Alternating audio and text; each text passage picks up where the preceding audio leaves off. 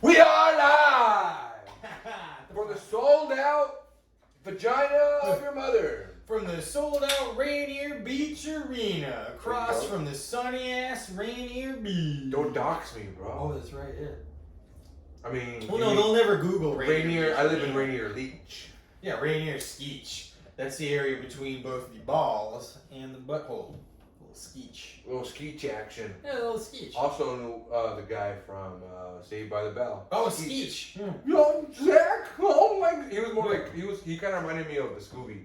Oh, Not yeah, Scooby Shaggy. Like zoinks, Zach. We're gonna be late for school again. I heard they used to leave his ass in the lockers, but I don't know if that's true. Well, because the actors would put him in the lockers, and I heard they would just walk away later filming. But then again, there's so many like ADs and production people. Somebody would have found him. Yeah, or like, well, there must be a guy on set who's like, well, come on, guys. Here, what zoinks? AC Slater? Actually, to be fair, I could be wrong. I mean, look at what Kevin Spacey got away with. Way more than putting someone. Oh, he was like grabbing PAs for years. Did you hear that? Like fondling? Oh, he was sexually harassing like production assistants for years. He never sexually assaulted me. Well, because like 2 people came forward and one of them wound up found dead and the other like withdrew his claims. Kevin Smith? Spacey. Oh, Spacey. Yeah, that's what I say. Kevin Smith doesn't have that kind of fucking pull, bro. Oh no, yeah. Oh, yeah, I do. Yeah, I do remember the Spacey stuff. Yeah, no, fucking Silent Bob doesn't have that kind of clout. You don't think Silent Bob would have so much? I would have thought. I was like, if Kevin Smith is grabbing PAs, he's going to jail. He's not gonna go. He's not going to Kevin Spacey route. That's like he's not. He does not have the star power. Sorry, you're just not that privileged. Which I guess just Kevin Smith grabbing a PA's butt. The PA's like, what? He does like the eyebrow move. Yeah, Kevin Smith like sues him. He's like, I grabbed his butt, but he beat the fuck out of me. I'm like, oh god, Kevin Smith's life has mattered. Then the guy who plays Jay sees him getting his ass kicked. He's like, I got your back, lunchbox. He dives in and he also gets his ass kicked. No, I want to say that Jay doesn't get his ass kicked, but he doesn't ride with Kevin Smith, with Bob anymore. He's like, this guy's way better. Fuck you, Bob. I'm out. He looks at the PA. He's like, I'm rolling with this. He starts stomping Silent Bob. He's like, yo, fuck this lunchbox. Are you smoking? Yo, did you see they made Mike? Did you see they made a reboot? Nah, it'll be. Made a remake of what? They might make it. Did you see they did a reboot of Jay? Or not a reboot, but they made a new Jay and Silent Bob movie like 6 months ago. No way. Yeah, it was like released only to Amazon. It's called it's called the Jay and Silent Bob reboot. The joke is it's the same plot as Jay and Silent Bob Strikes Back, but it's like, they just rebooted it with the same people and same everything. Yeah, that's funny. That's funny. It's kind of the bit because they go on the same thing. And like I think you meet like Jay's daughter or something. It's all the same shit, but like rebooted. I like that. That's cool. Yeah, because they go and you meet you see all the boys again. Fucking Ben Affleck. I'd watch it. I've been waiting for a night to get high and watch it. Hey baby, hey Bunsay. I get high all the time. So I can always watch that movie. You can watch it at work. I'm gonna be conscious of my enunciation and my diction and my alliteration and my hesitation and my motivation and my putting your ass in my vacation. My vocation is fornication. Ooh yeah. And sanitation is my Corona sanitation. Man, so all right, sports talk. Have you heard about the Thunderdome? Gladiator type shit? Bad match. I know Thunderdome where they like shoot you with the Nerf gun. Yeah. With like tennis balls. That would be cool, like a Mad Max Fury Road. Well, that's what it was, right? It's like remember Gladiator? Remember Gladiator? Yeah. I don't remember Nerf guns in Gladiator. No, I was thinking of Nerf guns, but it was actually like tennis ball guns, where they would like shoot tennis balls, and like there was a guy at the end with like a tennis ball cannon, and he would like try to shoot the contestants. Oh, American yeah. For a second, I thought you meant Russell Crowe. No. Yeah. I do not entertain. That would be great if he fucking he made it through the tennis ball cannon and just yanks Turbo down and he's about to kill him. He's like, "Are you not?" I'm sure it happened. Yeah, I'm sure it happened. Dude, I'd love to be on American. There was a guy fucking making out with his sister in the stands. He's like, "I am the emperor." That's right. That was fucking one of Joaquin That was a Phoenix. Dude, Joaquin Phoenix. That was his best performance. I know he got an Oscar for Johnny Coin. Johnny Mnemonic. Yeah. But Johnny Coin. That movie, he was great, and he was like, brother, why do they weep for you but not for me? Because you fucked your sister. It's that simple. He's like, because you're doing. But incest. is it not about loving one another? Yeah, Joaquin's trying to grandstand. Everybody's getting big speakers like, if you prick us, do we not? And people are just like, no, you fuck. Yeah. Stop fucking your sister. But when you peel back the onion, are we not one in the? No. When you are late, are you not more irritable? Yeah. Or it'd be like a bad comic being like, you know what I'm talking about? This guy knows what I'm talking about. No, only you know what you're talking about. Boo. Off with this head. Yeah, off, and he doesn't know. He goes like this, and everyone's just like, oh my god. That was his thing too. He would always be like, For the audience that's just watching this show via butt plug, I was doing a thumbs up to thumbs down gesture. Via smart plug. Via smart plug. For all of you guys listening. Yeah, what? No. It's Joaquin Phoenix. He holds out the thumb sideways, and then he starts like putting it towards his sister's face and like this, and it was just like, yeah, it was just like, He's doing the dumb. He's doing the dumb, but he's just like putting it up white guy's butt. Yeah, it was and just he's just like, oh, how dare you, sir? It was just like, oh, the emperor. And he's just like, oh, why do you fear me? Just because I put a thumb in your butt? People, let us welcome Buggery! What was that? Yeah, remember that guy?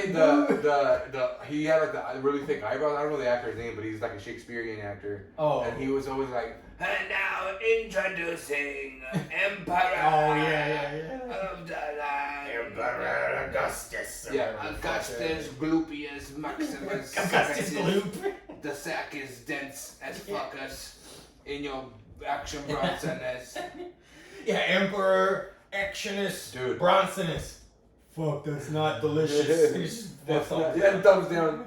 Fuck, that's not delicious. Dude, you're right. You did get skinny. He's right. He's not. Yeah. He's like me. We're not skinny. We've gotten skinnier. You know, but we were so fat that we lost so much weight that we're still fucking fat. But the thing is, like, so you gotta like parade yourself to everyone now, so that way, because I gave this happened with me. Even if you gain back like 20 pounds, so this is my standard. So well, yeah, but because people are always gonna remember you as being super fat. Mm-hmm. So even if you gain back a little weight, they're still gonna look at you and be like, "It's fine. Damn, you look thin." I feel that about it now. I think anymore, I'm still like too fat. Well, because like I lost a bunch of weight, and like my brother still remembers me as like Porky, but I looked like Majin Buu when I was in high school. Yeah, my brother always remembers me like that, so even when I got fat again, he saw me, he's like, oh, Boo said you like that. That's more Stitch. That was more Stitch, I think. There's some similarities there. Stitch is more like, Ohana means Hammerlock. Hammerlock means you don't fuck your sister. That's incest. No. Not Ohana. All of this Ohana is incest. Without Majin Buu. Me say no, sister. There is a lot of overlap with stuff like that, because I mean, I guess if you can do one high voice, because Mickey Mouse is just like, I can't do Mickey. I can't do that like crispness at the end of the throat. Oh, yeah, I can't do that. It gets more meat wadded for me. You get wadded up. You see how it's not smooth in the back? Like no matter how smooth it's trying to make, I can't. It's very like. I fucking Majin Buu the other day, man. Fuck, man, Majin Buu got a little butthole, man. Majin Buu butthole so small, man. I couldn't put my big meat wad in there, man. That was fucking crazy. Fucking Majin Buu's butt, man. That was like peekaboo. That shit too tight, man. It's too tight in there, man. Majin Buu more like peekaboo. I don't see where I'm going. The eyes open and the eyes shut. The peekaboo going on. I mean, fuck. Because I'm trying to get my Cersei Lannister on. You know, my stepsister's over there. I'm trying to get going. I'm not one to give props, you know, and I usually knock on everything, and I'm always very pessimistic. But I think Meatwad is the best fucking voice we do. It's so funny. Meatwad so easy, man. That's why, because fuck you, dude. Fucking Meatwad in the house, dude. That's what we do. Dude, if I could, I need to learn to do the milkshake, and then we just do an hour and a half. I can't remember his voice right now. It's just. Can you do Steve Brule? I think of the like Adult Swim hour where it was like all those on the floors. Dr. Steve Brule. I can do the cadence, but because Dr. Steve Brule's like. Yeah, I know. Oh, it's Dr. Steve Brule. I like cool cars. Yeah, you kind of. I like fast cars. No, you gotta be more John C. Reilly. Yeah. Well, dude, it was. You ever seen that movie Carnage? No, but I went to Roman Polanski movie. That's on the play. I read the play, yeah, but I based on the play Carnage. Fucking amazing movie, dude. With Jodie Foster, Kate Winslet, Christoph Waltz. Oh, Christoph Waltz plays fucking and John C. Reilly, dude. It's fucking amazing movie. 4 people in a fucking apartment building, directed by fucking Polanski. I know Polanski has his demons and bad shit that he did, but goddamn it, if this motherfucker doesn't make good movies. There was a good because I didn't see it. Because I thought about because you recommended it to me and I still haven't fucking because it's not on anything. And I can tell you don't support Roman Polanski because he's a bad person. Well, we all steal it. But my God, it's a good movie. Is my point. You know what I just finished watching after I rewatched it for like the 3rd time? The Wire. I just finished the 5th season. You finished the whole thing again? The whole thing again, dude. It's so fucking good. I've seen the first 5. Last season, saw 5. The last season is not as good as any of the others. I heard 5 is kind of weak, but it's still amazing. Well, it gives you a lot of closure that you need. Well, I will say this: I've heard 5 is weak, but I've heard the final scene of The Wire, like the final scene of the last episode of season 5, is brilliant. Yeah, the last scene. Is it the last scene? I think it is the last scene. Oh, the last scene is McNulty taking the homeless guy. Cause I'm not going to spoil. I won't spoil it, but anyway. No, I won't. Cause it's so good, and other people will watch The Wire. It's so fucking amazing. My point is, because season 4 is so good. Yeah, best like 4 is so good. Yeah, fucking dude. In the 5th season, oh man, Naaman gets Naaman. Wayman's the guy from Workaholics. Oh yeah, Wayman. Yeah, the guy who never talks about what's his friend's name? Montez. Yeah, Jess. God damn it! That's Eric Griffin. God damn it! Yeah, dude, he's so funny. Yeah, he's hilarious. Shout out Eric Griffin. Do you know what's that comic? LeVar? Do you know like LeVar Crawford? He's fucking landslide. Yeah, that guy's so funny, dude. He's a dude from Breaking Bad. Yeah. He's the guy from the Legs on the Money. Yeah. He's fucking mean, dude. He's famous as shit. This guy's famous. Well, because he's in Always Sunny. He's like he doesn't have his own show, but he's in everything. I saw him at Workaholics the other day because he's like, I know you want some eggs, Hank. Or I don't know what his name is. That's right, yeah. Because they wake up and he's in the kitchen. He's like, oh baby, I know you want some of these eggs. Yeah, he's hilarious. Well, he reminds me of John Witherspoon, where he just has this voice where like anything he says is every time I'm in the kitchen. I think it's that way about and this is gonna be racist because he's also black, but Chris Tucker, just the way he says things all the time, I'm just like, that's just funny the way he says it. The words that are coming out. Yeah, do you understand? I'm like, no, man, nobody understand them when they come. Dude, I rewatched Rush Hour. I forgot a couple of years ago. I forgot that like there's like a 7-minute fight scene that's instigated because Jackie Chan just drops the N-word in a casually. And I'm like, wow, that just started off. That just knocked off that movie? 7 minutes. That movie didn't shy away from a non-black guy saying the N-word, which nobody should say the N-word, not even black people. But I guess black people can. I'm not dipping my toes. Anyway, my point is that in the movie they take the initiative to fuck him up. They're like, you can't say the N-word. They try to fight him. The only problem is that they try to fight Jackie Chan. Yeah, I mean that's not a good movie. Your heart was in the right place, brother, but you picked the wrong. He's like, oh no, I don't want to fight. Because if Brock Lesnar kicked the door open right now and started calling us slurs, like I'd probably just let him do it. Oh yeah, but you can call me any slur, but I wouldn't feel the need to fight you. But if I was black and you called me the N-word, I was like, I guess I gotta fight you. You know what I mean? I don't think I would fight Brock Lesnar even if that. Like I would have to be on. I don't know. I would have to be on PCP. It's pronounced pick. Yeah. Honestly, Lesnar, listen, if you're listening to this, because I know you're one of the subscribers, I will take PCP and try to fight you. Let's do it. Me and you. Anytime, any place. Fight Island, August 26th. Oh wait, that already passed, didn't it? I really whiffed that one. 2021. Yeah, thank you. God, what if he hears this and kills me? Well, my thing is, even if you're on PCP, which I think that would probably be easier for him to kill you if you were on PCP. Well, it's more because then I won't feel the pain. Because my thing is, no matter how strong it makes you, you probably won't be able to. Well, that's it. He'll kill me no matter what. This way, I just won't feel it. Like I'll take some morphine, just let him fucking put me in the Kimura. He'll kill you. He'll kill you. He'll kill you. If I had a gun, he'd probably. If I had to guess what would happen, I would say he would shoot for a takedown. But actually, he wouldn't really have to shoot. He would just probably grab you from the waist and suplex you on your head and like have your spine crush your own skull, which is innate of it. Like you're gonna probably die of. Boy. What if I use my secret technique? Which is the dragon kick. What is that? It's a kick that I've learned from a dragon years ago. Like a real life dragon? Well, I mean, I was on a lot of what do they call that? Salvia. Okay. The dragon taught me how to beat Brock Lesnar. So you think you have what it takes? I mean that, or it was just a drug-induced hallucination. What if Brock Lesnar also knows the dragon kick? Oh God. And actually, it would take the Dragon King way less time to teach him how to beat me. What if the Dragon King tried to teach you both, and he like, Greg, goddamn it, Brock, Greg learned this in 30 minutes. and Brock's like, I'm just gonna fucking shoot on him and take him down, and then I'm gonna go try out for the Vikings.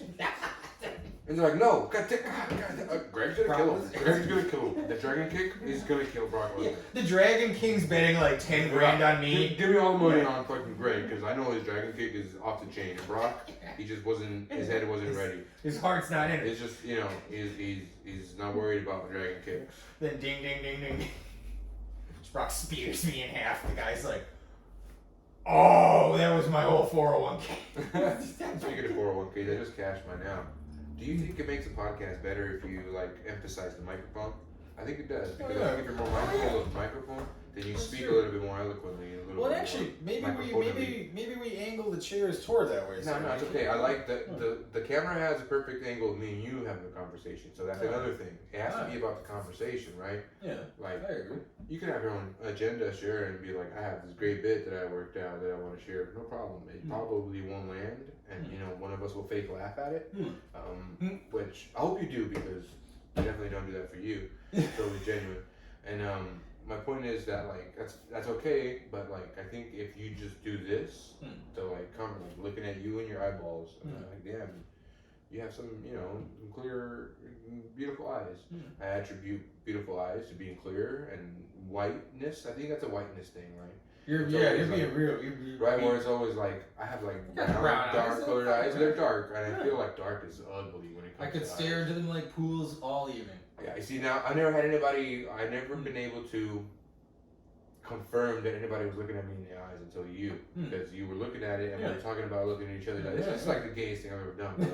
Which is fine. It's okay to be gay. And there's no way that this is not even close, not even the top 5 for me. The gayest thing you've done before? Yeah, you're right. This is maybe my top 6. It's up there, but it's not top 5.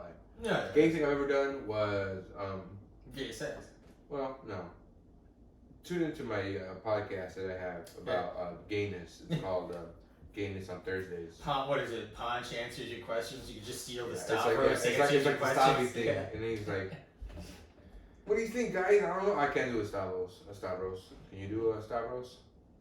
I forgot what he sounds like. I could do his laugh. Yeah, it's funny. I've heard him a million times and I can't He's very forward. He does that. Everybody does the Dude, have you heard about? Sorry, sidetrack. Have you heard about the Artie Lang, Norm Macdonald story about Bob Uecker? So you know Bob Uecker, right? Yeah, the announcer for the Milwaukee Brewers. Yeah. Apparently, he was such a fucking pro at doing his job and announcing that he would do a fake cough to talk shit or say whatever he wanted, right? He'd be like.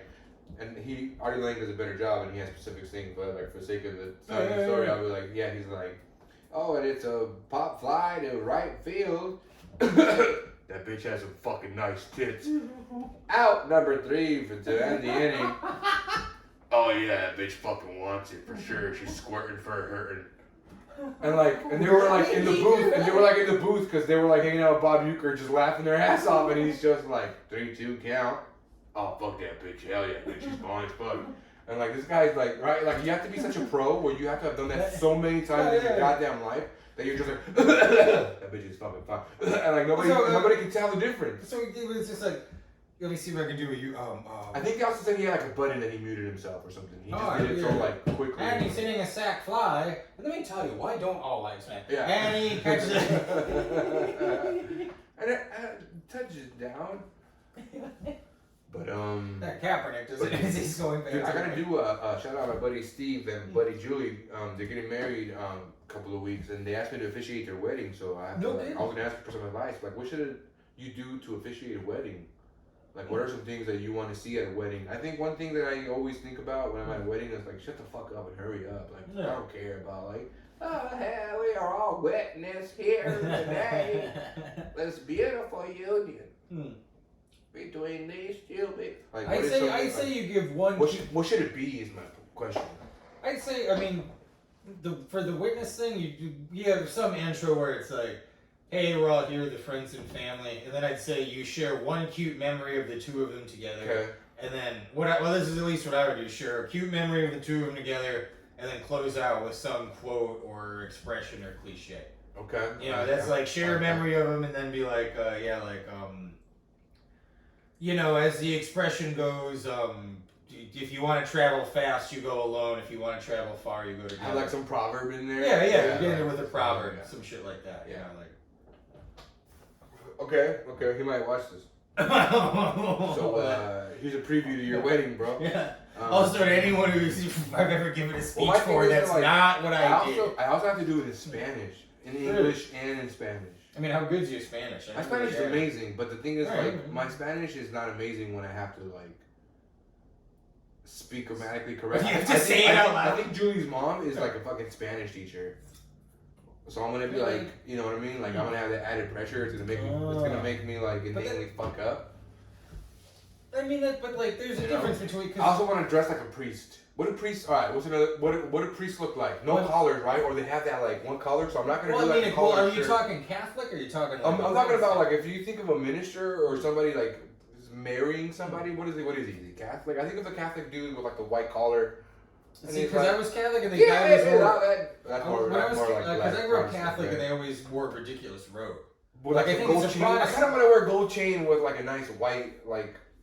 collar. Ooh, but it's gotta be a cross chain though. You gotta cross. Yeah, for sure. It has to be a cross. I agree. What if you did a big Kanye West ridiculous like Jesus head in front of a Cadillac? And then, but my point is the collar is important. Like it has to be the like. You want the white. I want the like white collar or just some sort of like. I think that's Protestant, not Catholic though, right? Or is it Catholic? I don't know. So my next question is, my buddies, none of them are religious. Neither am I. Well, then it doesn't fucking If I am making fun of one specific thing, which one should it be? Am I picking Catholic? I was baptized Catholic. I was raised Catholic until I was about like 7. And then my mom was like, yo, we're doing this now. And we were like, I would say evangelical. No, actually, my mom belongs to the Church of the Nazarene. What denomination is that? Church of the Nazarene. If you go to the Church of the Nazarene, what denomination are you? I want to say some sort of evangelical. Well, because I think everything that's not Catholic is Protestant, but I'm not sure. Yeah, they don't. No, that's not true because Pentecostals are kind of Catholic. The thing is, like, I don't even know what they believe in. I will say this church. Shout out to it's church. It's like a Jehovah's Witness kind of thing. No. I will say shout out to Church of the Nazarene in Upland, California. These people are the most humble people, like salt of the earth people, in the sense of like it's never been like I never got an agenda from them. It was always like about like human progression, right? They were always like, yo, this is our community. This is what they're dealing with. How do we help? We're gonna ask God for help, and it was like right, and like I was always like. And they sang some silly songs, and then like that was my thing where I was kind of. I mean, nothing's gonna be perfect. Well, you know what my thing is, and we're gonna get deep here because this is something that there's something that like weighs heavy on my heart because this is something that's big in my family, but not for me. And like I was talking to this girl, that's one of the reasons I stopped talking to her was because she was like this too. She felt the need that like my point is, there's this weird thing with this specific denomination, I guess, of Christianity, where it's like this blind faith. This like delusional faith almost, right? This like you have to say these like weird and outrageous things like I give my soul to God as Jesus Christ as my Lord and Savior. Yeah, like I'm willing to be his slave. Yeah, shit like and it's like what the fuck? It's like if anybody truly wants the best of you, they don't talk to you like that. They don't treat you like right? They don't say fucking say I'm the like like no wait what? Like why do I have to have this like weird like just delusional blind faith? Why? Like that's against all common sense and logic and like I'm sorry, but like human like nature is like it's to be logical and to like make sense of things, and this is just not to be like you just have to pretend. And then trust me. And then trust me. If you just like willingly pretend and you just accept this outrageous, trust me, when you accept how ridiculous this is and you believe it, and you truly believe this weird, outrageous thing, once you truly believe that, then you will get that. Yeah, it's like an ostrich putting its head in the hole. Kind it's like the more outrageous the faith or the belief or the like outlandish, and the more that you believe that outlandishness, the more that you feel rewarded or like right, and it's or like vindicated, or it's like right. I don't know. That to me is so like my thing is like, how do I like make it so my family doesn't feel negatively because of I'm the only one in my family. Everybody in my family, whatever their denomination is, whatever their beliefs are, whatever it is, they all for the most part have in common the fact that they are all some sort of devout Christian and they're like are that delusional faith based. You know what I mean? And I'm not. I feel like that's the only thing that like separates me from my family. Lots of things obviously separate me from my family. We have lots of similarities, but lots of differences. But the main thing, like the fundamental thing, is this, and I can never admit it to them, and I can never like I hope nobody ever sees this on this podcast. I never share this podcast with them because it'll be you talking. You know, because then they would be like, "Wait, you don't believe in God, dog? What the fuck, bro? Oh, you were baptized, dog?" And I'll be like, "Yeah, but that was 5, and I didn't choose to." You know what I mean?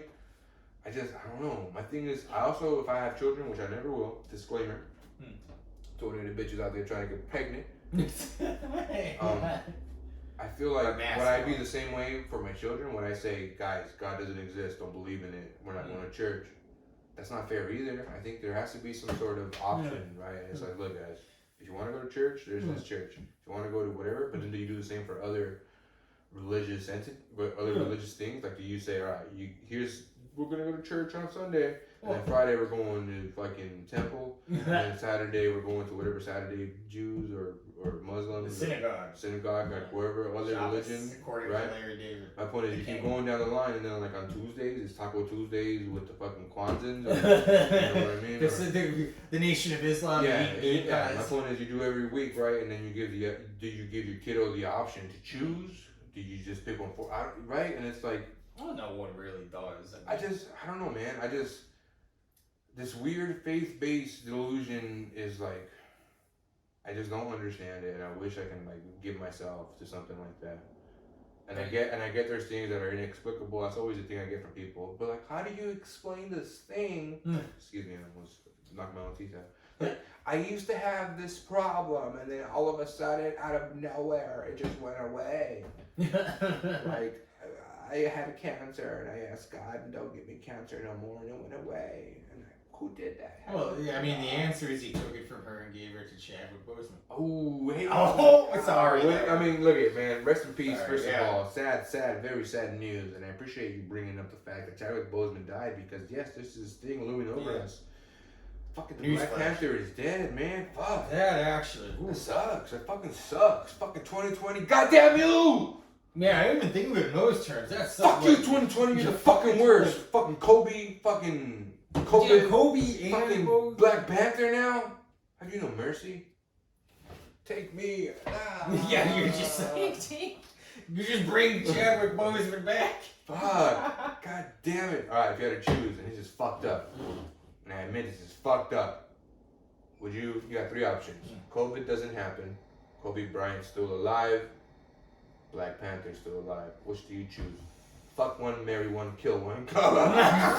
Just kidding. Listen, all the tragic things that have happened. My apologies. And my insensitive comments are in no way, shape, or form indicative of the way I truly am and feel. And please do not hold this. Honestly, here's the thing. Because my initial instinct was save Kobe. But it's got to be stop COVID. I can't. I'm going to go save Kobe. I wanted to pick save Kobe so bad. 100,000 people lost their lives in a tragic, or hundreds of thousands have lost their lives tragically to COVID-19. But I would rather have one Kobe Bryant than all the people who died. Well, I personally have lost loved ones. Well, can I say something? I didn't love anybody as much as I loved the Black Mamba. Can I say something that might come off as very cruel? Yeah, go for it. This is the cruel cast. Well, so if so right now, yeah, I would pick preventing COVID. Yeah. But if say Kobe Bryant hypothetically were still an active player for the Lakers, yeah, active player? He wasn't at the time. No, but I'm saying, say hypothetically he was still playing. Then you would choose that over for sure. Yeah, like for that. Sure. I chose a retired Kobe. You know that, but if you like Kobe, how about a Kobe in his prime? Oh, I mean, no contest. I'll give up Kobe in his prime right now for fucking Chadwick Boseman, and if they were like the option was like Kobe in his prime, or you get Chadwick Boseman and COVID-19, and I'm like, yo, rest in peace, Black Panther. Yeah, like sorry, brother, but like. But I want Kobe in his prime, pre-Achilles tear. Yeah, but like back at the like. Sorry. Yeah, like I'm sorry. 2020 needs Kobe Bryant more than ever. Yeah, I mean, we need him. He was doing good things for the world. So the strike's over, right? The strike? Because the NBA struck for like 24 hours. Yeah, that was weird. I agree, and I'm happy they did it. Right, he's better than nothing, and nobody else did anything but them. Some MLB teams did too. I heard Obama talk to him was like, get your asses back out there and play. Not in those words. But. No, but there was a lot of that going on. There was a lot of like, guys, will we really make a difference if we sit out? And the answer was like, no. So it's like, and that's kind of, that's not true. I'm making this up. But my thing is like, I appreciate them saying like, we're going to sit out and willing, but I think it would have been so much more powerful if they would have sat out the entire season. Yeah, right, and it would have really caused an inconvenience to me. I love. Well, because I think if you cause an inconvenience and you cost people money, I think that's really like something that might like shake up like. Right. No, because when the protests are violent, everyone complains, so that's off the table. Like, what's the other? Well, then what's the other option? Like, you have to do something like this that costs people money. I don't know. I think you got to inconvenience people. You have to. Like make things more public. Make things more. What's the word? Inflammatory. Not inflammatory, because I hate those shows that are like, guess who wore what? Oh, Adam. I thought you were gonna say like Adam. What is it? Like Adam hates everything. Or like just or like all the like. Do you know recycling is actually worse for Bill not Maher. recycling? Oh, well, done. Mr. Mayor, I'm gonna tell you, it's not safe to swallow bleach. Dude, do you remember when he said the N-word like 2 years ago? Yeah, he was one of those white guys who were like, you shouldn't say beep. No, he literally, but he didn't even say that. He was How like, did he say? Because he was talking. So what's funny? So he's not talking to a comedian or something. He's talking to a senator. He's talking to a senator of the United States. I was gonna joke and say he was talking to a judge. Yeah, no, but the senator, I forget. But the senator's like, well, so you know when you do hard work, and Bill Maher goes, hard work. No, I'm sorry, Senator. I'm a house. And he just says it to a senator of the United States. Oh, what did the senator say? I'm curious. He just was like, he just froze. I mean, what else did he do? He was just like, huh. Like, I mean, like, what would you like? Mr. Maher? What but imagine, like, is apprehensible. But I mean, like, he must have just been downing Ambien. Like, imagine how calm he would have to be in front of a live studio audience. No, it's not an excuse, but imagine just being that confident. Like, my point is, like, that's the challenge, right? If I'm that successful and I can get Ambien, first of all, I can't get Ambien. Who the fuck am I going to get Ambien from? My doctor's going to be like, if I give this fat guy Ambien, he's going to die. So, don't. Second of all, your doctor just calls you a fat guy. Second of all, I don't. God, it's that fat guy. I don't think I have the necessary coverage for them just to be like giving away Ambien all willy nilly. So at some point I feel like I gotta pay money for it, and I'm not willing to pay for it. And third of all, I don't go to the doctor. Shout out to George Lopez. I was talking about this earlier with some coworkers, and he was talking about how like his aunt, they were always like, go to the doctor, because she didn't feel good. And finally she went to the doctor, and they found out she had cancer, and she was mad at everybody that told her to go to the doctor. She's like, because of you, I have cancer. Yesterday I didn't have cancer. And you told me to go to the doctor. Now today I went to the doctor, and all of a sudden I got cancer. And it was like, right? Like that's me. I'm like, I'm not going to the doctor because I'm going to catch something for sure. Dude, you're going to be like, yo, you're going to die. And I was like, God damn it. Dude, I get it. Because my dad was he smoked from when he was 11 to when he was 7. Right. But he was fine. Like, but he would when he would go to doctor's appointment, he would tell the doctor, like, she had been dead already. Well, no, but he would tell the doctor at the beginning when they would do the checkup and like x-rays and everything. He's like, listen, so you tell me anything that's wrong with me, except if I have cancer. My dad would look at the doctor and he goes, if you tell me I have cancer, I will sue you for malpractice. And my dad's like, so you can't do that? That's not a thing? but doctors are terrified, so they probably just won't do it. Like, but he was literally like, it was that mentality where he's like, I would rather just. Well, yeah, he's like, I'd rather just drop dead. No, I'm the best. You suck, not me. I'm good. But no, he's like, I'd rather just randomly drop dead one day. Yeah, exactly. Ignorance is bliss, man. Yeah. Right? Like, I'd rather be that too, where it's like, what happened to Ponch? He died at 29. Well, he had this like weird growth that he never got taken care of. But it was visible. It was on his dick. Yeah, I don't know. He was ignorance is bliss, man. Well, dude, because I'm not doing that. I'm not going through chemo. I'm jumping. I'm doing the Rex Bannon thing where they fire me out of a catapult. My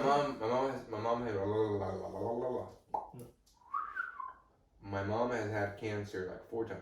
No shit. Yeah, and she said. I mean, if she survived, no wonder she believes in God. I know, right? Good call, man. After her 3rd time, she was like, if I get cancer again, I'm not going to do any treatment because I'd rather be dead. And then she did another treatment after that. She got like a 4th one. And then after her 4th one, she was like, all right, I for real, will rather die than get. And recently she had this thing where it was like, oh, we got to get a biopsy, make sure it's not cancerous. And she found out last week she's good. Okay. You know what I mean? I feel like sometimes, cheers, brother. I feel like, as much as we're down on shit, you got to be props to shit. Yeah, that's actually that's some rare good news in the podcast. Very rare good news, man, right? And like, I think you got to share the good to make you feel better. Yeah. And, get those endorphins going. Positive behavior reinforcement. What's that called? You know what I mean? When instead of like punishing people, it's like a thing in school. It's like instead of being like, Greg, stop it. Yeah, positive reinforcement. Instead of saying, stop kicking that chair, Greg. Or stop punching your classmate, Greg. Eating the glue. Yeah, stop eating glue, Greg. Then when you're not eating glue, I'm gonna go up to you and be like, hey, Greg, I noticed you're not eating glue. Here's a sticker. Good job for not eating glue. Although you're not supposed to say good job. You're not supposed to praise. You don't want to make like children like only want to crave your attention or your positive. Oh, so you're like, you did not eat that. Here's you have to be very be open-ended. Like be open-ended.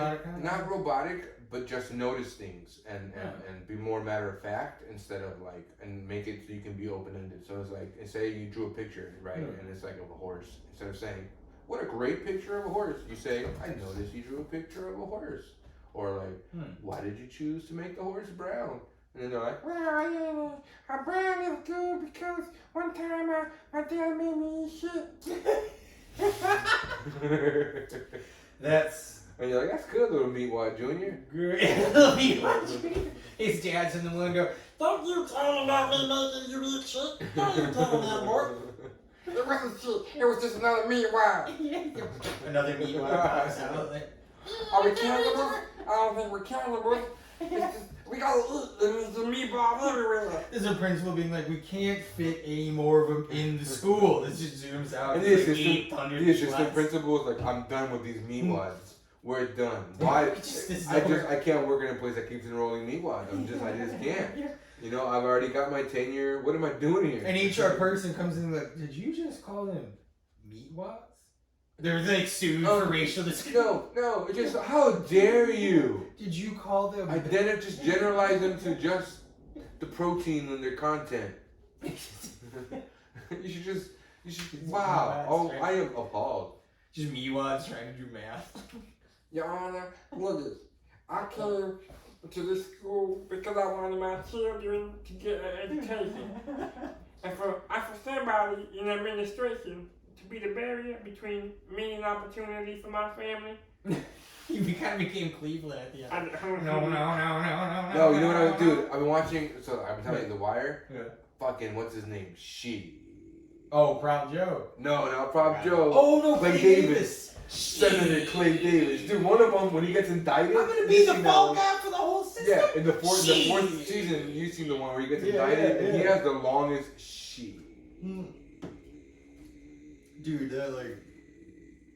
Dude, one of my favorite scenes is season 3 when Stringer meets with his lawyer, and the lawyer's like, "Oh, he rain-made you, huh?" Yeah. He's like, "What the fuck are you talking about?" No, you think you running game? He wouldn't string a bell. Let me guess. He told you about the goose. Dude, just like, dude. Oh man. Why wouldn't you talk to your lawyer before giving this idiot $1 gazillion? Shout out to fucking Wire, man. That show is so fucking. That show ends with The Wire. I never realized about that, but every single season is about the fucking Wire. every single season has a wiretap. Oh yeah. Every single season. They do a bunch of shit in between, but every single season has to do with a wiretap. Well, because that's the coolest part. Like, I think episode 4 is called The Wire. That's where they finally get the first wires. Dude, it's so funny in the like to rewatch the early because that shit came out in 1999. So if you watch the first season, you just see guys in typewriters and yo, I heard the sergeant says pretty soon we're gonna get a fucking, what do they call it? A fucking computer? And then season 3 they invent beepers and they're like, you're right. They invent cell phones. You're right, but it's not 1999. I just think technology. It's probably changed. 2002. It's 2004. Is it that late? It's from 2004 to 2008. That show runs. Yeah, and my point is, in 2004, it was still basic ass technology where they were still especially inner city Baltimore. They don't have any money for computers inner city and Baltimore. shit. Exactly. So that shit was beepers and pagers still in 2004. Dude, think about all the technology we have accessible now. It's only been recent, dude. It's only been recent. Think about, I remember specifically in church. I went to church in 2000. Yeah, they used to have to put porno mags in the Bible instead of dude, I remember still doing the T9 thing. Yeah. And thinking to myself, I gotta get one of those phones with the QWERTY keyboard. Oh, yeah. Remember those days where it's dude, we've come a long way even from that. It's technology. Blackberry with that dude, shit. remember that shit? And exactly, you had Blackberries for that reason because you wanted a QWERTY keyboard or It had a little clip. Yeah, it was way easier. But that's Joe, I eating a monkey dog. I just take the cell phone dog, eating its monkey dog. I'm just saying, dog. Dude, I was watching a new episode. Dude, you know what's a great shout out to Mike Tyson's Hotboxing with Mike Tyson. Hotboxing? Was he getting high? It's his podcast. You never knew it? Yeah, it's a great name too, right? It's called Hotboxing with Mike Tyson, and he gets high all the time. Him and his co-host Evan Britton, which now I learned to love him. Right? I used to be I used to be a hater. But I love Evan Britton now. But my point is, they recently had Jim Gray on there as a guest, and Jim Gray is a good friend of Mike Tyson, so he was very not combative, but questioned. He's just usually it's the heavyweight champion of the world, the ex-heavyweight champion of the world, Mike Tyson, fucking living legend. You're not gonna question him if he says. Well, I would walk on eggshells around Mike Tyson. Whereas Jim Gray's no, Mike, what do you? And then he's just talk about that, Mike. And Mike's but they're really good friends. Mike's an open guy. Dude, he's so open, but because it's some shit that he wouldn't necessarily be as open about, the most deep shit about his life, Jim Gray is talk about your relationship with your mother. And he's man. You know, it's funny because I was never a big Howard Stern fan growing up, but I've heard Howard Stern's like that. I've heard when I've heard when he interviews people, he has an amazing way of getting them to open up. Yeah. Shit. Yeah. I've heard Norm Macdonald say that because he's I try to be the most cool, but then Howard's, I'm on the show and talking to him and somehow casually in conversation, he just gets me to talk about exactly. Well, he talks on this specific time, Jim Gray asked someone he's Mike, talk about your tattoo. What were you thinking? Do you regret your choice? Which is I think you don't ask anybody that has a fucking face tattoo if they regret their face tattoo, right? Especially not fucking Mike Tyson. Mike Tyson. Yeah, you're right. And Jim Gray's what do you do that for? I don't have any tattoos. And Mike's I don't know, I just wanted to get a bunch of, originally I wanted to get a bunch of hearts. I was just going to put a bunch of hearts. And then somebody said, Mike, I'm not going to put no fucking heart in your face. He said, I could do something tribal. And he did. He put it on there and it looked good. I said, okay, go ahead and do it. Mike, did it hurt? Did it hurt when you got the tattoo? Yeah, fucking. Not the face, in my stomach. I got one in my stomach a long time. Not the one in your face. Why not, Mike? Were you high at the time? Yeah, I was fucking high. Smoking grass. I was smoking a lot of weed. Do you think you didn't feel it because you were on weed? No, it's not it. Because when I got the one in my fucking chest, I was fucking high. I was smoking a lot of weed then too, and they fucking had. So yeah, fucking. Damn, Hey, look, I'm not saying I'm a good performer or nothing like that. But if you go back and you watch that Jim Gray, I guarantee you it's word for word the fucking thing I just did. Does he ever ask him what's up with the pigeons? Oh yeah, he did. What's up with the pigeons? His first fight, he said, Evan Britton, my co-host, he said, hey Mike, tell him about that time you got in your first fight. Yeah, this guy, he fucking Christopher Norwood. He cut off my pigeon's head. I had to fight him. Really, Mike? How old were you, Mike? 6 years old. 7. And did you get into fighting before that or after that? Week later, I was fighting for money. In the street, big kids would say, "You want to fight? Fight every big motherfucker anyway." And then you met Cuss? A couple years later, Cuss, juvenile detention.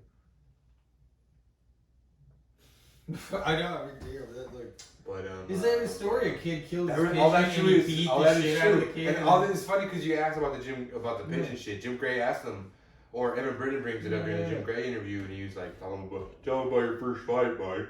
Tell him about your first fight. "Yeah, this guy, he took my pigeon and I asked him, and he fucking snapped his head off. And they said, 'Mike, you gotta fight him.' I fucking fucked him up." Which good? I mean, if he killed Dude, his dad, that's literally the story of how Mike Tyson got into fighting. That he fought this kid, and then like the fear was gone, and it was like big kids would be like, "Yo, I'll give you $5 if you fight that kid." And he's like, "I'll fight him," and then he started fighting for like whatever, and then he went to jail, juvenile, and then I met Cuss. Yeah, Customato, And he said, "You can be the world champ one day." I said, "Get the fuck out of here!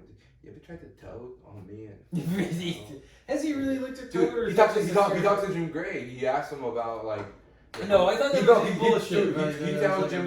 He tells Jim Gray because when he brings up the tattoos, he's like, "Yeah, I'm gonna get a tattoo one more on my heart. The toad, I'm gonna get a toad on my heart." So he's really gonna get a toad on his heart because that's how much he's devoted to the fucking toad, bro. DMT. It's more DMT.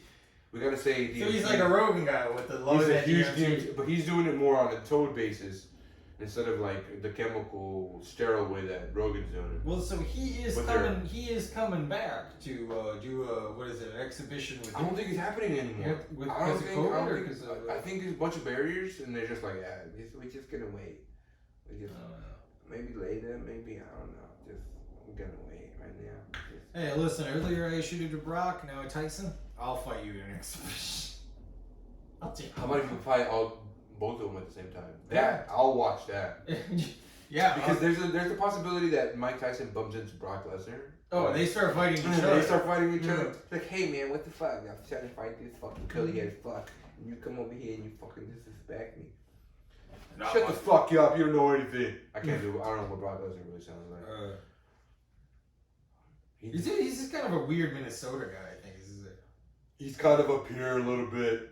Yeah, and he's kind of corny. You chicken neck turtle. No. Fucking, he's very corny. I'm doing this like, I'm doing more fucking, Robert De Niro. It's kind of like Putty without the deepness. Yeah, David Putty. I mean, Brock Lesnar. Brock. Yeah, I love to fight MMA. I love to do takedowns. Yeah, a lot of those things. Grappling is good. Yeah.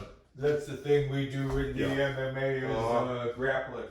Don't call me a grapple monkey. I don't care for that term. Grapple monkey. Grapple monkey? Yeah, no. I don't care for that. Listen, we at the podcast do not condone the term grapple monkey. Look, I'm just saying, this is another good one. I know I said Meatwad was one of our premier impressions here, but I really like this. There's David Putty. This is Patrick Warba, and this is more David Putty. Yeah. My face hurt. But I watched the thing with him on YouTube because he said when he voice acts, he tilts his head down a little to make it even deeper. Because that was that so hard. Like, I want to see if because I've been trying to get back my hey Homer. No, it's not. He's Homer. He's Kronk, right? Patrick Warburton's Kronk from Emperor's New Groove. Yeah.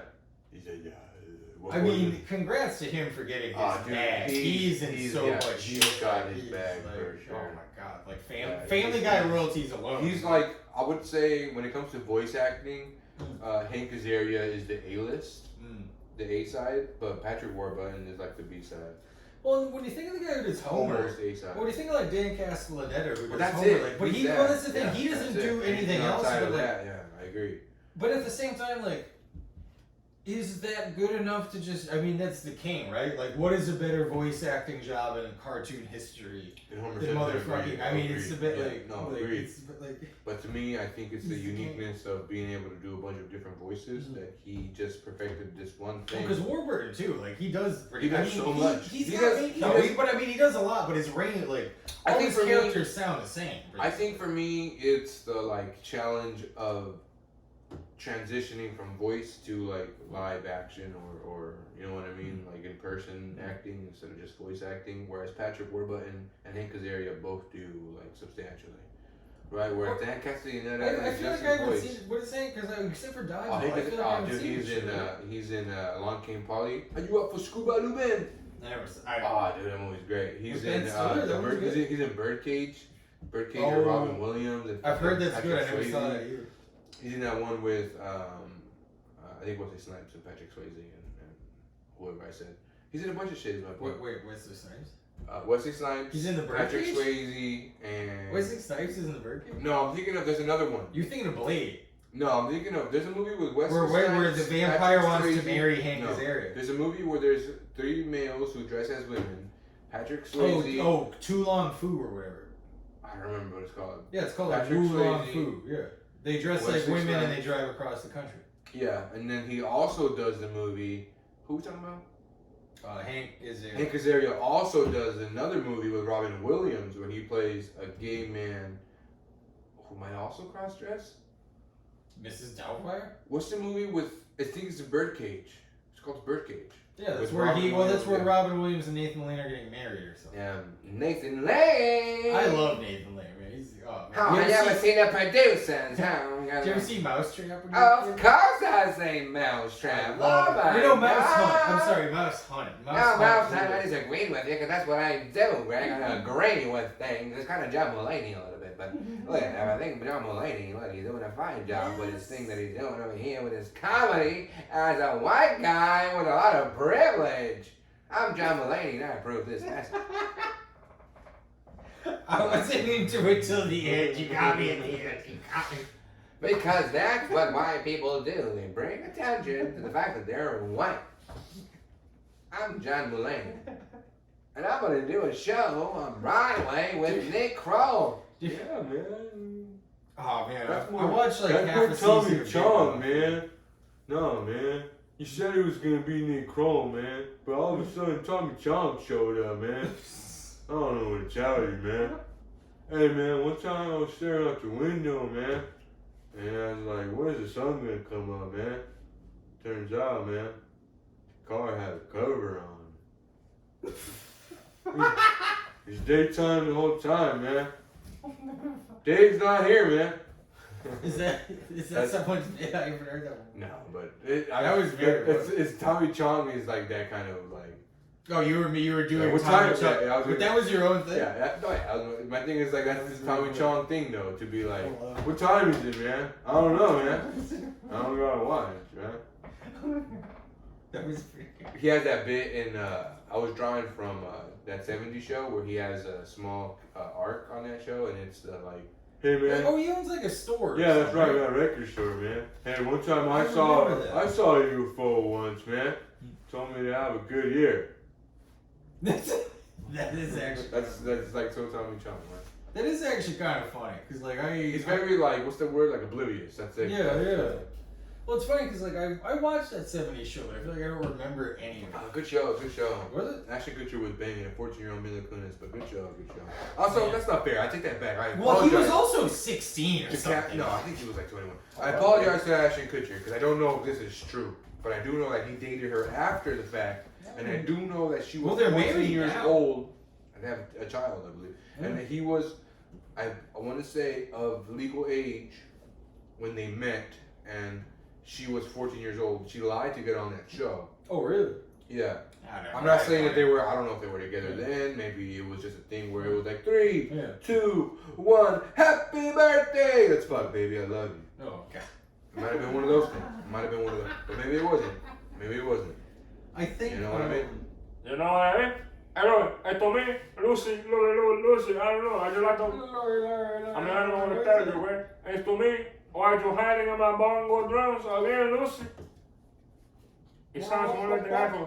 Did your family ever watch Sábado Gigante? Oh yeah, Hello. Fucking Don Francisco. Yeah. Don Don Francisco. Para mí es una cosa muy maravillosa. Gigante. Una cosa. A ver, yo le bajo a ganar. Ella no coche, coño. No dije coño, pero la verdad que esto no va, Bonnie.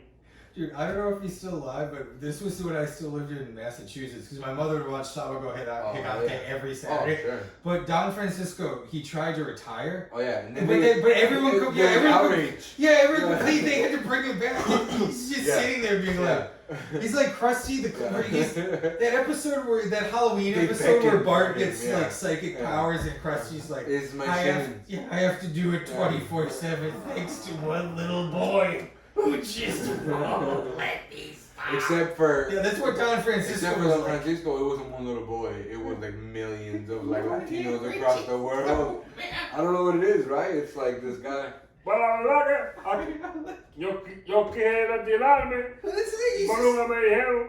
He's just some fat old guy. He doesn't. I don't know. Imagínate el micrófono aquí. Y él que estaba ahí. Aunque que estamos con todo. Dude, he rules. Pero la verdad que. Is he still alive? Sí, estamos aquí con Nabisco, Nestle, Nissan, lo que tú quieres. Don't like. Like, I feel like it was all. That video is just. The show was all sponsored. By the end, it's just. Verizon, Steve Over for you, and Nike, Adidas, Sony, Just rivaling companies. Cadillac, Burger King and McDonald's. McDonald's, Burger King. They come back from commercials, just naming companies. Well, I feel like that's now how we'll those go shows back to are. commercials. That's how those shows are, right? Yeah. That's why they clamor for his return. It was just like the corporations be like, we need this motherfucker to sell to Latinos You again. get this These motherfuckers aren't buying shit again. We need Don Francisco. A Cadillac, a Ford, a Chevy, Chevrolet, and a brand new Chevrolet Cruze Silverado. By the end, he's had a stroke. He's just naming companies he remembers. La microwave. The Sears. A White Claw. Hey, shout out to White Shit Claw. that's been out of business for 50 years. Hey man, look at Hey, shout out to Don. Hey, salud, hello. Vamos, Francisco, aquí estamos con el Chacal. You guys, because like you guys were Mexicans aren't into La Comay, right? You guys didn't have that. I personally don't know it, but I was very hateful of my culture and anti, I'm not gonna watch that dumb shit. Oh no, I think this. So this maybe was a show broadcast from Puerto Rico. My point is, maybe there was a thing where my parents watched it and I just refused to. But you know, like the most banal celebrity gossip shows where it's like, like this person cheated on this person. Yeah, they're like the at fake the beach in this photo. But so in the most, I swear it was the most popular show in Puerto Rico, Oh, number sure. one rated for 25 years. It was the show sure. La Comay, and it was a gossip show like that. Except, it's a guy and he's got he's just got like the white shirt and kind of the white and he has like I swear a puppet on his knee, and it's a puppet of a cranky old woman, and it's just him talking to the puppet, and he's just like, did you hear about it? He's like, I think about the beach, and then it cuts to photos of them on the beach. But it was the number one show for 20, and it was just a man with the shittiest looking puppet on his knee, and people would mail them gossip because it was cheap to make. Because people, so they'd just be like, did you know Ricky Martin? The homosexual. I do not conoce. Oh, and then but it was again, just an old fat man with a mustache with a puppet on his knee, and it was like. Dude, He beat out like Avengers We gotta in get Puerto puppets for Rico. this show, brother. Let's do the puppets. I'm into it. We're coming for. I think he got canceled, so he got fired. I think he wanted to go fired. We're coming up on an hour here. Yeah. Interesting. So we've had a solid hour. I feel like we go another half hour, maybe one half No, hour. keep going. I can keep going. Yeah, let's do it. Let's talk about the gross negligence that is the fidelity to recycling in this country, right? Well, do you feel the gross negligence is from too much recycling or under recycling? I believe that it is our duty as American citizens to not be told what to recycle. And because I am told what to recycle, it makes me, as an American, automatically assume that my duty is to not recycle. So what I do is I throw all of my aluminum inside of a baby stroller or a crib, and I make sure that the baby somehow absorbs all that aluminum into their body. There's a baby in it. I was picturing you putting it into it and then like chaining the cans and then like throwing it in the river like the wire. Like you just like Snoop throwing like. Yeah, man. No, alright. I can do a Snoop. I've been watching a lot, and Snoop is Fire Snoop. Alright. Also, I'll be the white guy at the hardware store. Also, Snoop is the best fucking performer in the entire. Well, because I don't think she's a performer. I think she's a real ass Baltimore motherfucker, right? Damn, man. They don't deserve nothing, man. Nah, I can't do it. Nah, you weren't. She's so good. Well, because she's just like, because he's like, this is $300. Nah, you weren't with that thing. No, man, you earned that shit, man. It's nah, I got a little proposition. I can do proposition. Can you? Hey, man, I can do cheese too, man. That's method, man. No, I can't do cheese. That's big cheese is method, man.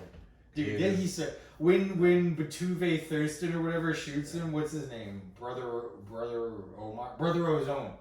Yeah, Brother Muzone. Muzone. Yeah. I said earlier, Method Man's like, what are you up in here selling bean pies? Dude, that was a thing in my neighborhood. All the black, well, that's a Nation of Islam. Yeah, all the black Muslims used to sell like bean pies and some sort of pie and shit. I was gonna say I was watching The Wire recently, right? And I saw a scene with Bubbles. With Bubs, and he was like pretending to eat. He was acting, eating crabs. Yeah. And at first I was like, this guy's not even eating those crabs. He's like, who the fuck eats crabs like that? He wasn't trying to crack the shell open, nothing. And I was like, this is some terrible acting by this actor, right? I just like, right? Like you would think he's a fiend though. No, but this was after. This was like a clean Bubs. This is like, you know what I mean? My point is. Like, he never been to Baltimore. My point is, to me, I saw an actor trying to like make a scene by like, I'm gonna pretend to eat these crab legs. Yeah. But like, if you were really eating those crab legs, you wouldn't just like he just like licked the outside of the crab leg and like deep throated it and shit. And I was like, who the fuck eats crab legs like that? Break it apart. So my thought was like, this actor is a terrible actor. You know, I thought Bubs was good. And then the next scene was him trying to give the crab legs to his sister, and he's like, "Yo, can I come up to the basement?" He's in the basement. He's like, "Can I come up to you and I'll buy you dinner?" And he's like, "I got crab legs." So then I was like, maybe it was the actor's choice. Oh, he was pretending to eat them, but so it's like, so he can save them for his sister. And then I'm like, what amazing acting is that, right? Where it's like, but what was the reality of it? You think the actor was like. Yeah, it could be a complete coincidence. Right? Or it's like, exactly, right? Because at first I was like, man, who the fuck pretends to eat, like, you never eaten crab legs before? Like, right? And like, that's fine if you've never eaten crab legs before. Well, you could also eat like two and be like, yo, I gotta save them, just bag them up for me. Yeah. You don't have to go through the charade. Yeah, exactly. And he was literally like, it just looked like somebody. It's also, you're giving your sister some licked up crab legs. Well, yeah, you see, so then it makes me think that he was just not performing very well in that scene, right? So, Shit. Well, so I never, I had sex with a woman? Yeah, that too. Well, so, I never got to meet him, I never saw him, so they made an indie movie in Seattle, and I didn't act in it, but they hired me to be a costume assistant for a day, which just means, like, I'm bringing costumes around and shit. Yeah. But, both the guy who played Bubbles and the guy who played Slim Charles were in the movie. Dude, I love Slim Charles. Slim Charles is the best. Like, I never got to meet him, but I technically was in a movie. He's like 6'5" and shit. Yeah, no, it's funny because, the reason I was in the movie, my buddy's girlfriend. He's the one that shoots fucking cheese. Spoiler alert. Oh, yeah, right. He's like, that's the problem. You just cost us $6,000. That's a pretty good. For your nostalgia, Slim Charles. That's for Big Joe, man. Really? He was very down. He's very mad at the fact, man. Dude, but so one of my buddies met because my buddy, rapper also. I didn't know that. Yeah. But he met him on the set or whatever because his girlfriend was a costume designer, and he's like, yo, like Slim Charles, like your shit, and not to blow him up, but not to make it too whatever. My buddy's white, so Slim Charles went for the dap, but my friend went for the handshake, and he's like, "Oh, and we did the awkward white guy tries to shake." Fucking yeah, Slim he went for Charles. the dap. Yeah, he's like, "I humiliated myself in front of Slim Charles," and I'm like, "You damn, like thumbs down, dude. You fucked up. Like you fucked up in front of Slim Charles, dude." I sound more like the guy from. I sound more like Terrence Newman or Terrence Howard in Terrence. Hustle. How you doing, Hustle and man? Flow. Yeah, Hustle and Flow. How we hustling and Yeah, flowing, push that man. shit out, man. Yeah, push it Push out. that shit out, man. How you doing, Iron Man? You got going, man. Push that shit out, man. Dude, did you ever see? Dude, I heard Iron Man 3 sucks. Is Iron Man 3 suck? I mean, if I'm being honest, I think all the Iron Man suck. I think You didn't like number 1? all of those movies suck. I'm gonna tell you the good Marvel movies. Black Panther, rest in peace to Chadwick Boseman. That was a good Marvel movie. I'm gonna say the best Marvel movie is Thor Ragnarok. You know, I can't disagree. Guardians of the Galaxy is good. The first Ant-Man is good. I will say my favorite might be Endgame. I like Endgame. Endgame is also good. Infinity War is good too. Infinity War had the ending that I always thought that movie studios should do. Why don't you end every single movie with the cliffhanger so people can pay money to see the end of that cliffhanger? Right? I mean, that was exactly what they did. They were like, yo, end of the movie, no resolution, the bad guy won. Or did he? Which was another thing too. Well, because everyone knew the other was coming out. Well, my thing is like, I've always wanted that to be a thing too in movies, where it's like, in reality, in real life, the good guys don't win. Oh, never. Almost never. The bad guy wins. So also, to end the movie with Thanos snapping his fingers like that, I love that. Great movie. It's funny because there's a famous Martin Luther King Jr. quote where he says, "I have a dream." Well, he said,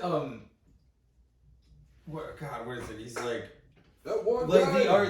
the arc of history points toward the arc reactor. Well, he's like, the arc of history points toward justice, and I'm like, no, wrong. Like, what the fuck? Like, what? No. Like, you were alive 50 years ago. Like, people are still like, not point towards. It's not the same though. He grew up in a time where like, yo, you're black, you can't sit here. Oh yeah, but I mean, they're still getting fucked. You're black, you can't drink from this water. I'm dying of thirst. I say you can't drink from this water. You can't have this White Claw, boy. No, damn, he's a White Claw boy, not a Black Claw. What's the matter with you? It's a house claw. This ain't a colored claw, boy. Here, we're gonna take a quick stall for a second.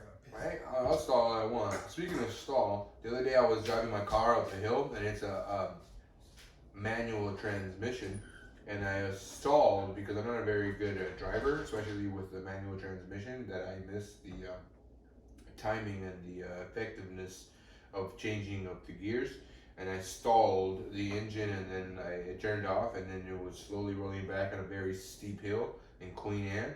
And I actually tapped a little bit the car behind me, and it was an old lady, and she didn't realize that I actually tapped her car. She came out because I came out. It was a red light, so I like put my car in park, and I got out of my car, and I just assessed the damage.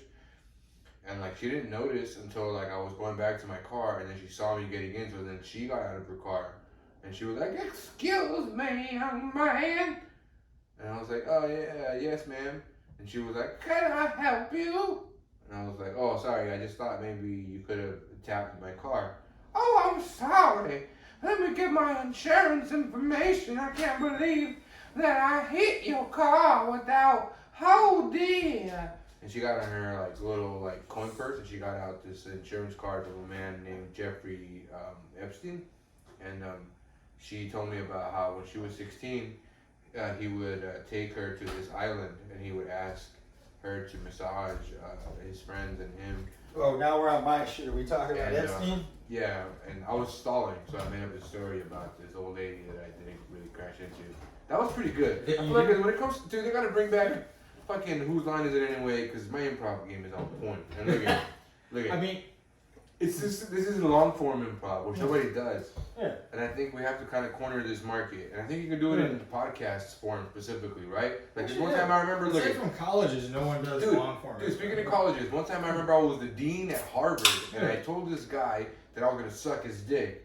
And he said, "How dare you say that to me in front of my child?" And his child was like 2 years old at the time, so it was very impressionable. So then he said, "Cock, cock, cock, cock, daddy, I select your cock too." And then he was really pissed that his son, for some reason, got like embedded in his brain this phrase about sucking cock. So he was very irate. He actually had a gun, and you know what? I feel terrible because I feel like Michael Scott. You ever watch The Office? Yeah. The episode where he's like, improv is like, well, all right. This one time I was waiting for the bus, and it wasn't a bus. It was actually Dale Earnhardt Jr.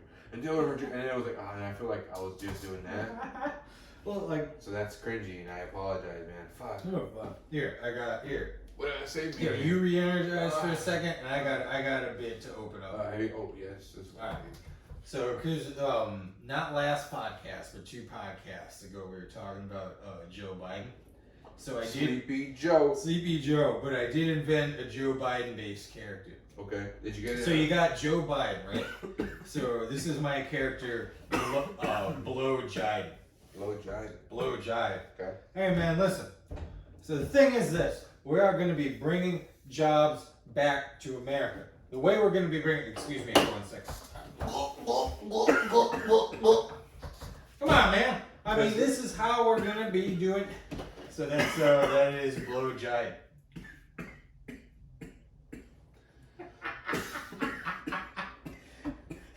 Both Blow Jide and your reaction have me I get it. I get it.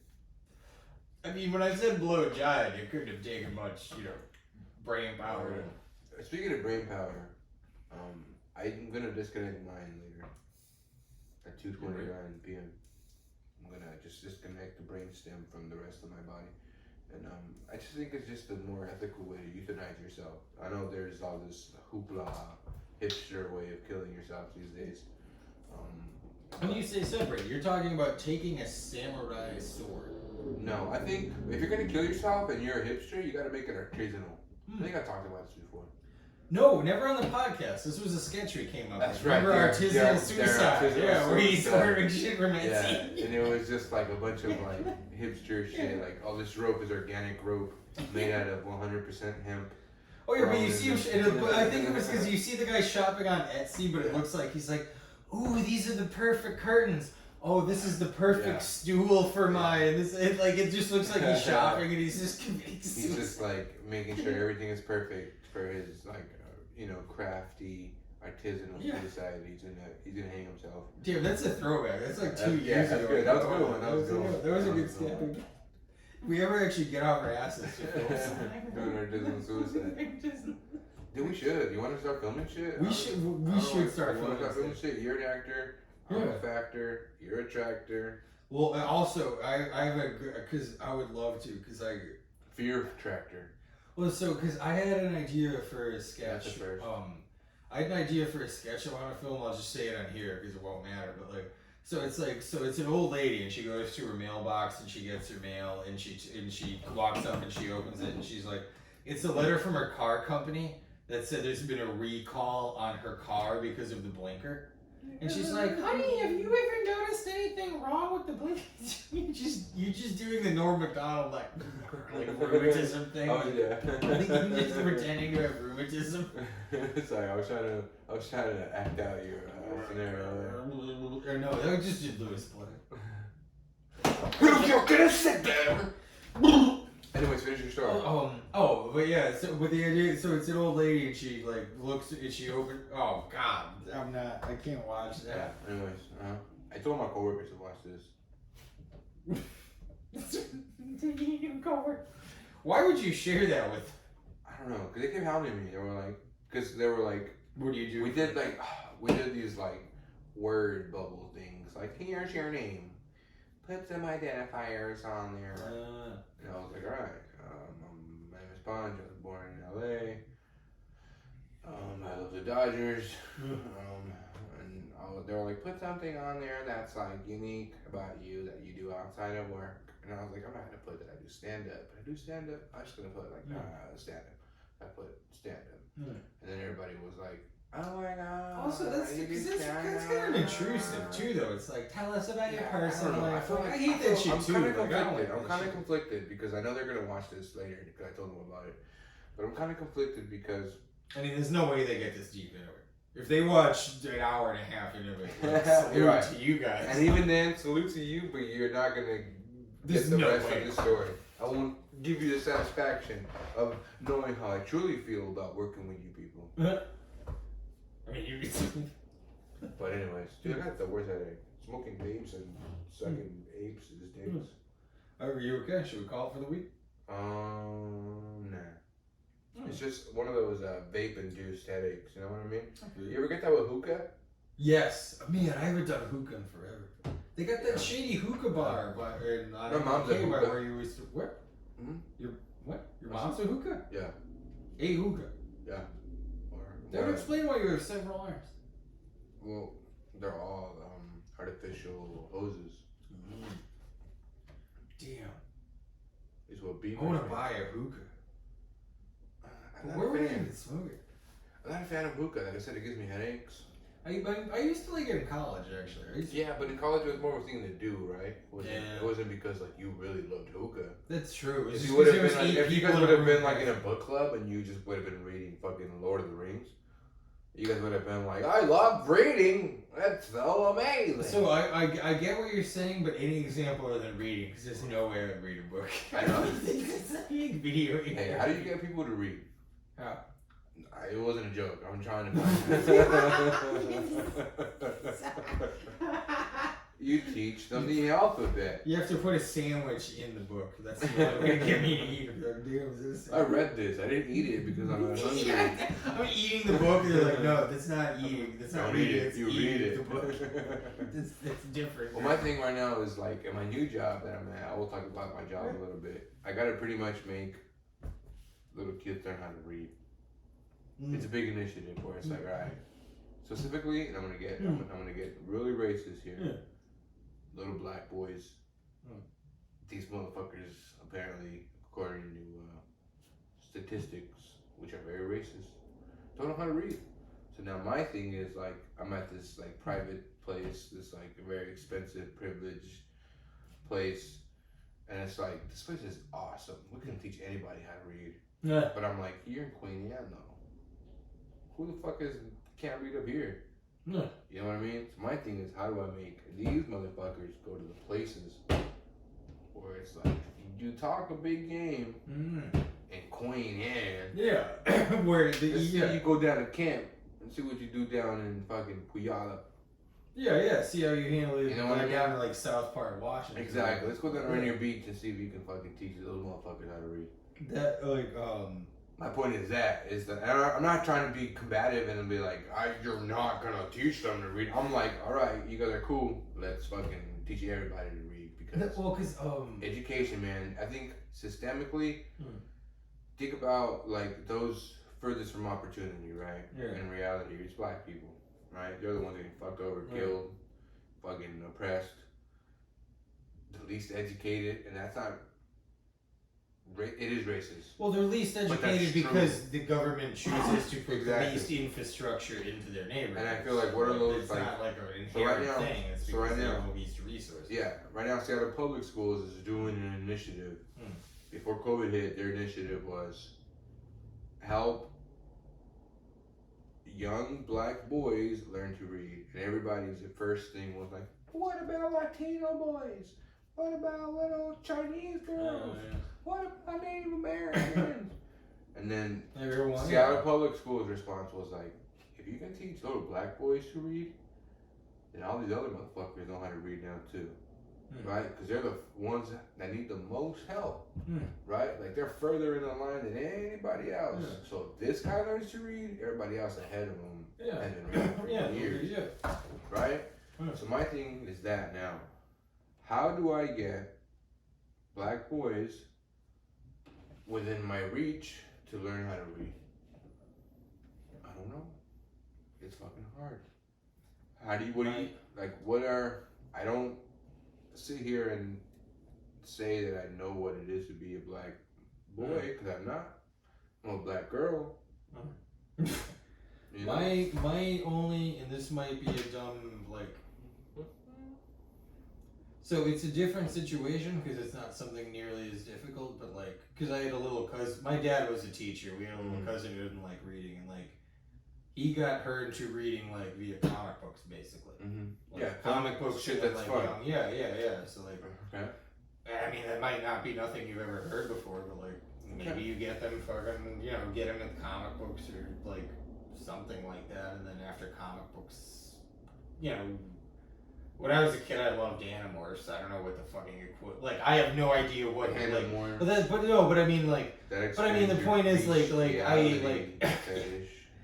but the point being, like, I don't. Like, no, I get you. I agree. I get you, but the thing is too, like, I don't know what the Sorry, I didn't mean to cover, like, I don't know what the specific prescription for that would be, because like I don't know what comic books or literature like a 12-year-old black or an 8-year-old black child in 2020 would want to be into. Yeah, but I mean, Chadwick Boseman's gone. And now he's dead. I know. God damn you, 2020. Yeah, what the fuck? Like, God damn you. Was he even sick? I mean, what, did he just drop dead? Yeah, he had cancer apparently since 2016. Oof. And I didn't know. And yeah, nobody knew. The only person who knew was Wakanda. Yeah, they couldn't fix that one, huh? Damn it. Sorry, that was. Ooh. Hilarious. Oh. Sorry, that was very cruel. Very cruel. Very. Our apologies to both. Yeah, I am sorry. I mean, we do. I mean, listen, we mock because I mock. I said we. I'm implicating you. My participation is implication. And I apologize for not putting a halt to this insensitive, offensive narrative that we perpetuate on this podcast. And I think that to be mindful of it is to try to learn and grow. Mm-hmm. And while we're on this earth, that is all we should try to do, is always do better, be better. Mm-hmm. But if you can't, fuck it. Hopefully you can find some cocaine or some PCP or anything that's free, really. If you could get any free drugs, then my friend, you have officially please mail them to free drugs, P.O. Box. Yeah. WW47. Anyways, I was gonna say, I believe in heaven now. I never used to. Really? No, I did used to before, and then I did it, and then But fire away, why do you believe in it now? Now I believe in heaven. I officially believe in heaven right now. Because I think heaven is free drugs. Yeah, right. That's heaven. That's heaven? And that's possible.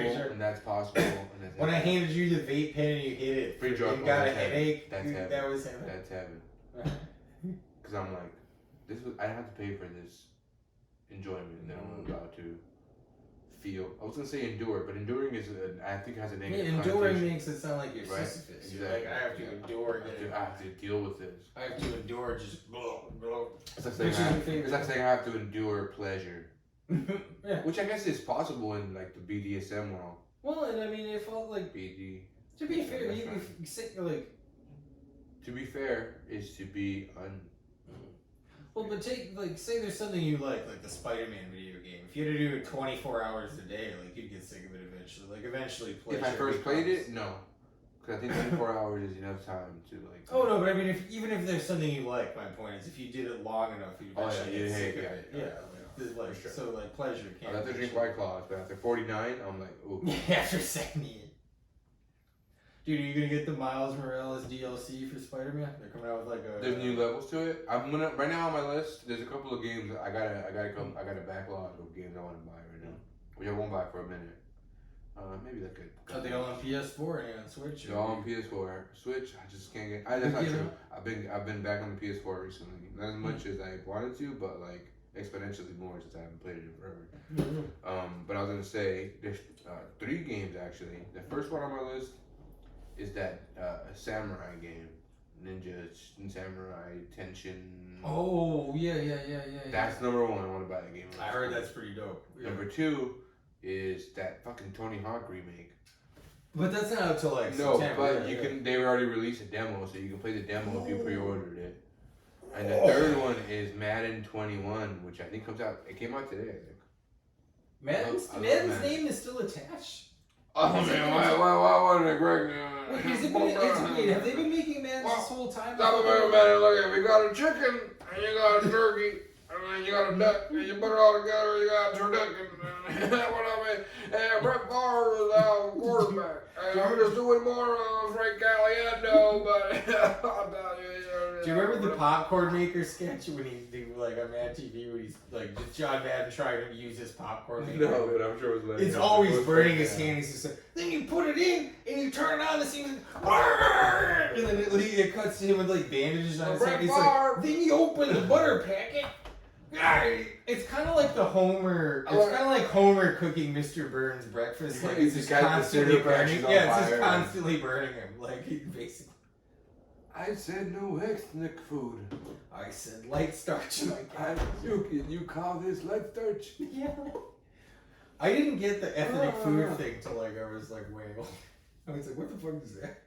You know, I told you I don't like ethnic food. Who the devil are you?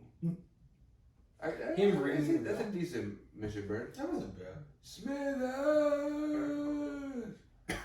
Smithers! Yeah, Thor. Here, hold on, because I've been working on my Barney. You do Waylon? Hey, home. Oh, wait. I am the Mission Man. I've been trying to learn to do the Barney cartwheel. A little bit higher. I am the Mission Man. There you go. Hey, home. There you go. Hey, ma. There you go. I am the Mission. The one was a meth from Nantucket. Yeah, that's right in the wall. Well, she got that like coherently.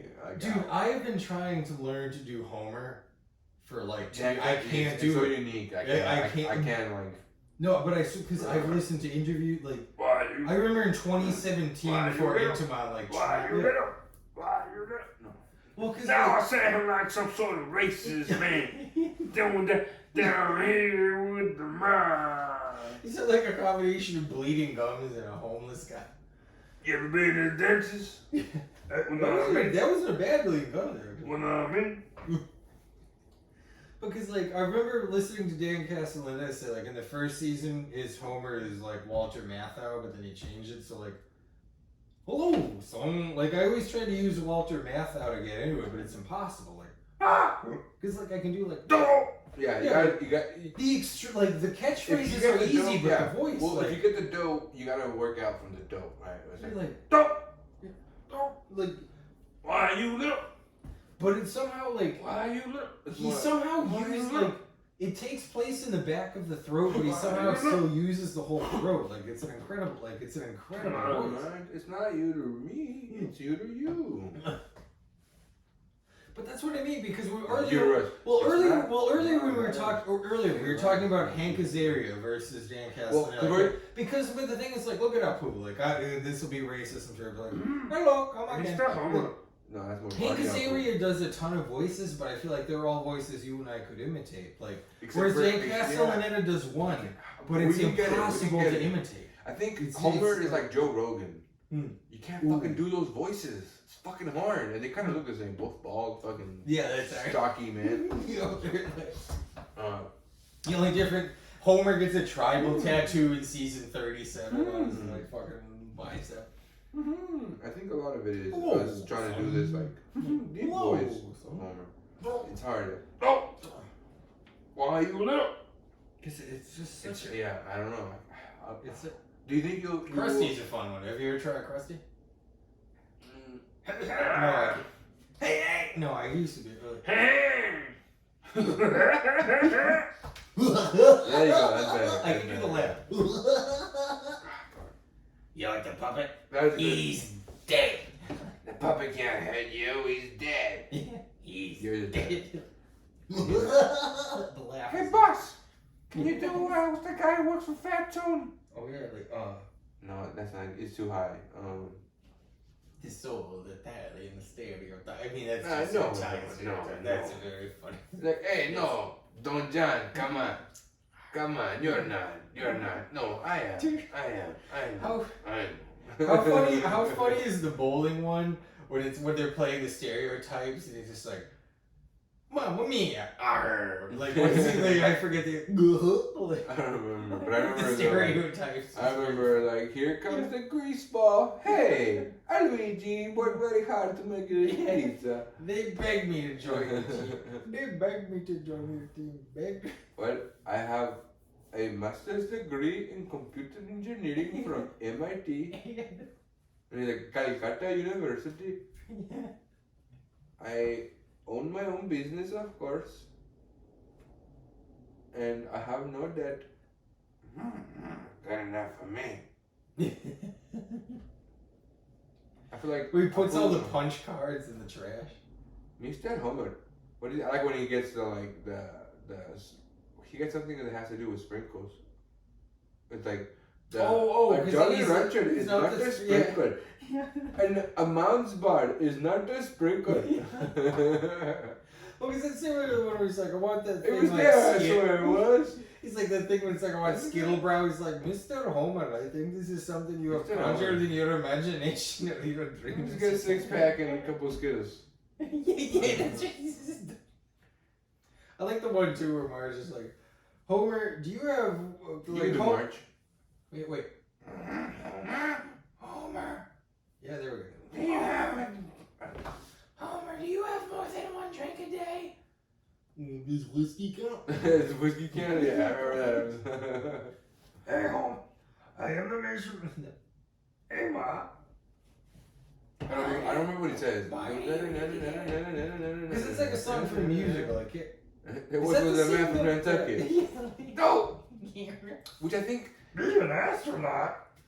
Oh, yeah. How would you like to get higher than you've ever been before? Bumper the bumper do. Being that, I don't get it. That was non-alcoholic champagne.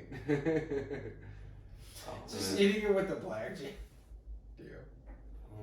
Trying to check the time here. We're at 1:30. Want to call it? Let's call it. You want to call it? Yeah, I want to call it. Yeah. Hey. Been a good one, folks. The beginning was alright. It was alright. This been better. I mean, listen, the end degenerated us into doing Simpsons voices, but there's no, I love it. I love it when we start doing impressions. I know people might think we don't have the best impressions, but I like to do them anyway. Well, here's my when you get on stage, you do them. Here's my impression of Bill Cosby.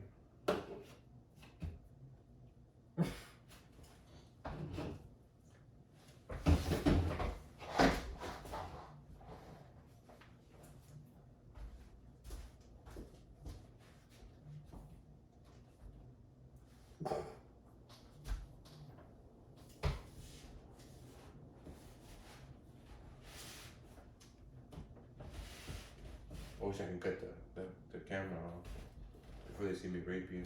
I mean, Oh God, I'm stuck. Oh, it's like a dog's knot in my anus. I mean, to be fair, you could just cut the last few.